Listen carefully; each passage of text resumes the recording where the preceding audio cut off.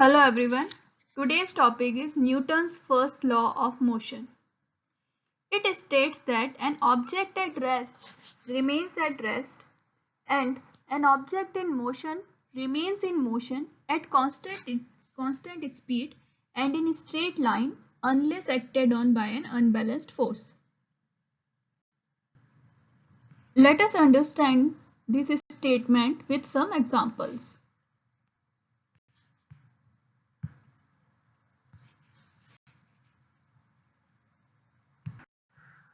First, let us understand what is unbalanced force.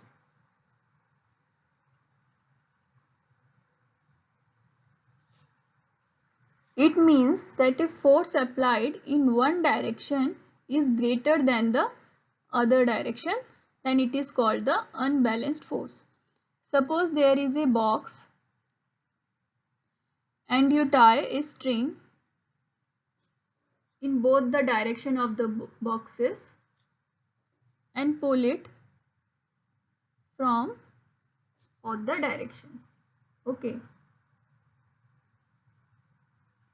Now apply the same magnitude of force in both the direction. What happens? The box which is at rest, it remains at rest since the force you applied from both the directions are equal. And the equal force which you applied from both the direction is balanced force.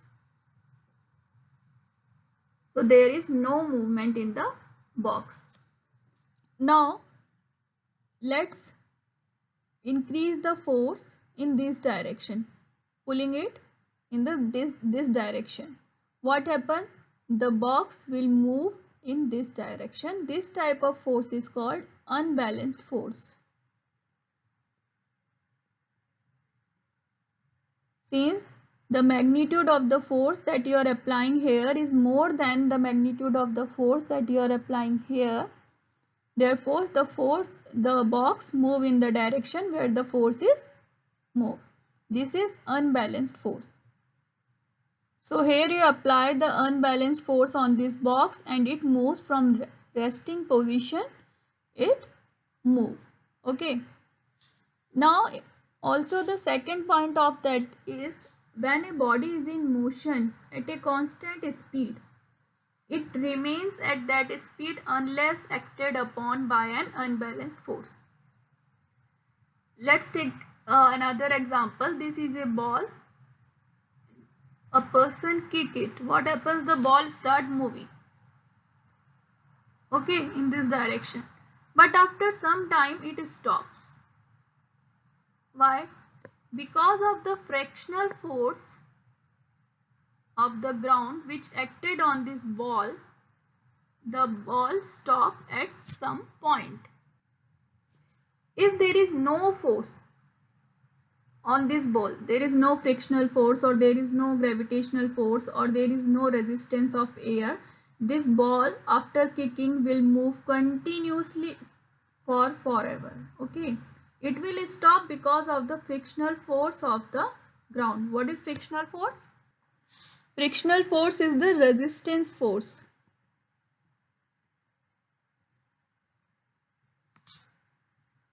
When an object comes in contact with the other object, there is a resistance force that is called, it tries to resist the motion of that object, that is called frictional force. So this is the Newton's first law of motion, which states that a body in motion will at constant speed will remain in motion unless acted by an unbalanced force, and a body in rest will remain at rest unless acted upon by an unbalanced force. Newton's first law of motion is also called the law of inertia. So what is inertia? Let us first understand what is inertia.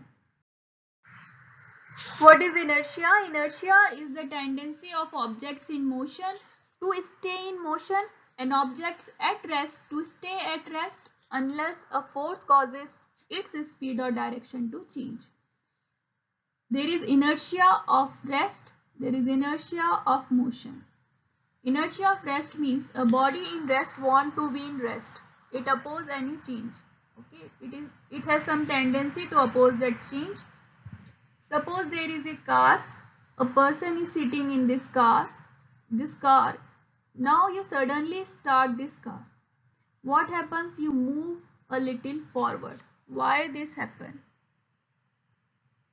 Sorry, you move a little backward. Your upper body moves a little backward, although your lower body, which is at rest with respect to the car seat, will remain at rest, but your upper body moves a little backward. Why this happen? When there is an external force applied by the engine of the car moves forward, but your body that was at rest was wanted to be in rest when the car moves. So at once it moves backward. It takes time to come in position. That is inertia of rest. Now what is inertia of motion?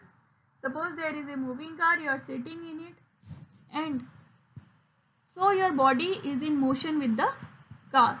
Now you apply sudden brake. What happens? You move a little forward. Your lower body comes to rest with the car seat at once, but your upper body moves a little forward because your body wants to be in motion. But when an external force is applied, it moves a little forward and it takes time to come to its position. That is called inertia of motion. Means it resists its motion. It has some tendency of the object of the body to resist the motion. This is called inertia of rest, inertia of motion. There is inertia of direction also. Means the body resists the change in the direction. The same thing happens when you change the direction of the car. What will happen? You tilt a little bit because you are traveling in a straight line. Okay, so your body is moving here. But what happens when you change the direction? It opposes that change. So you tilt a little bit. Now inertia depends on the mass. How? Mass is the measure of inertia. Let's take an example of a box which is of 10 kg and another box which is of 20 kg. Apply the same magnitude of force to both the boxes. The 10 kg box will move a little bit, but the 20 kg doesn't. It takes more force to move the 20 kg box because it has more mass. So its tendency to oppose its state is more than the 10 kg box. This is inertia. Okay, that's all for today. Thanks for watching.